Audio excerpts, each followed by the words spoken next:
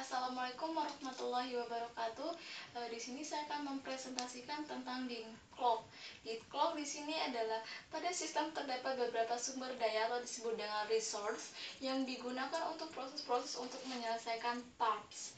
Sumber daya yang pada sistem terdiri dari tipe resource CPU, ruang memori, perangkat input-output yang disebut dengan tipe sumber.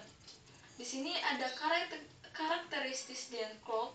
Yang pertama itu kondisi yang diperlukan, yaitu Dean Clock terjadi bila terdapat 4 kondisi, yaitu yang pertama kondisi mutual execution, itu adalah hanya satu proses pada satu waktu yang dapat menggunakan sumber daya. Kemudian ada genggam atau tunggu atau disebut dengan hold and wait.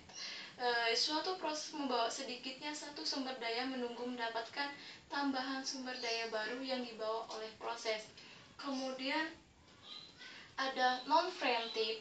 Non-preemptive itu adalah sebuah sumber daya dapat dibebaskan dengan sukarela oleh proses yang memegangnya setelah proses menyelesaikan task.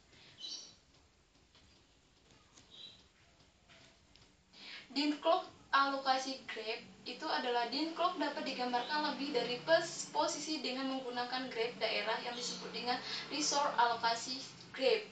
Grab terdiri dari himpunan titik P dan garis E. Himpunan titik P dibagi menjadi dua tipe, yaitu himpunan proses aktif dan pada sistem P sama dengan P1, P2, dan P selanjutnya, dan tipe sumber daya pada sistem R sama dengan R1, R2, dan selanjutnya.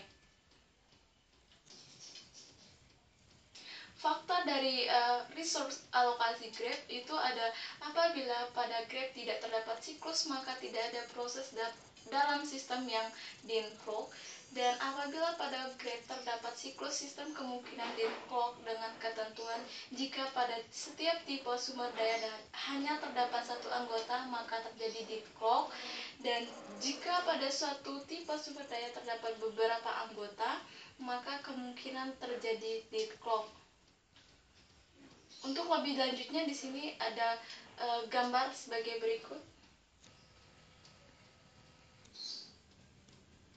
Untuk metode menangani dead clock itu terdapat 3 metode untuk menangani permasalahan dead clock. Yang pertama adalah menggunakan protokol dengan menjamin bahwa sistem tidak pernah memasuki status dead clock, dan yang kedua itu mengizinkan sistem memasuki status dead clock dan kemudian memperbaikinya, dan yang ketiga itu memperbaiki ataupun mengabaikan permasalahan dan seakan-akan dead clock tidak pernah terjadi pada sistem. Model ini banyak digunakan pada sistem operasi Unix.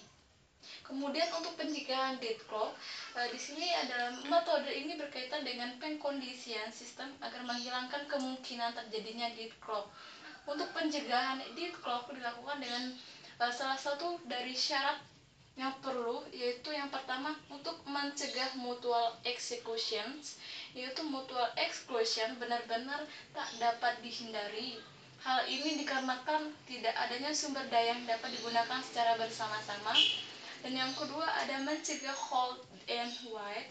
Itu untuk mencegah hold and wait itu sistem harus menjamin bila suatu proses meminta sumber daya maka proses tersebut tidak sedang memegang sumber daya yang lain.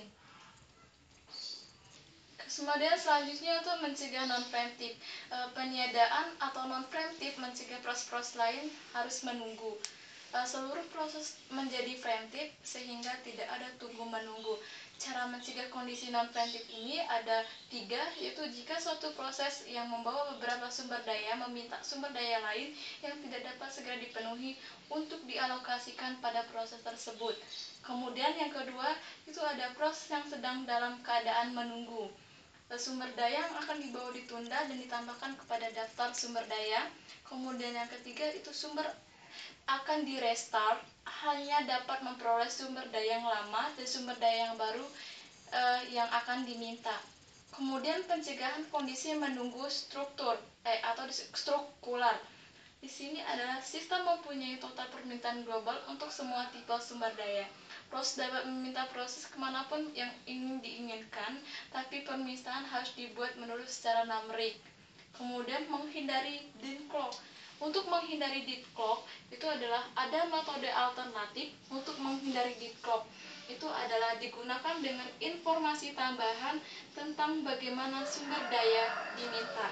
Misal, pada sistem dengan satu tipe driver dan satu printer, proses P pertama meminta tipe drive dan kemudian printer sebelumnya melepaskan kedua sumber daya tersebut.